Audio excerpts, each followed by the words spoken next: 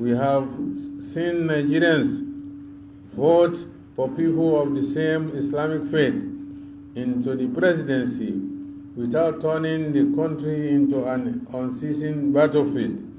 But we have not seen justice and equity done to all communities, irrespective of their faith.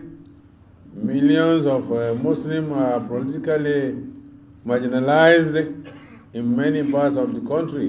The Ummah looks up to us for guidance and assurances that their faith will not be sacrificed on the altar of political opportunism and greed.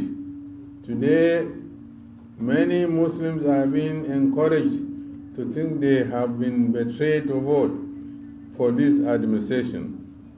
It is our task to assure them that our intentions and goals were honest and products of deep faith and fear of the punishment of Allah subhanahu wa ta'ala.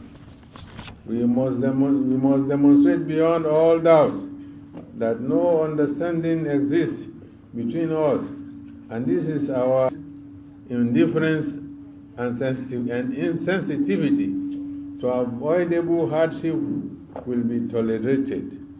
We must live above board, elevating the intrinsic values of Islam to the point that it makes the difference between good and bad leaders, between an informed citizenry and a gullible population, between a clergy that serves and fears and serves only Allah, and one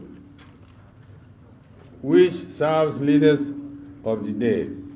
We must remain steadfast in our pursuit of justice for the Muslims and non-Muslims, because this is our basic responsibility and the basic for peace in our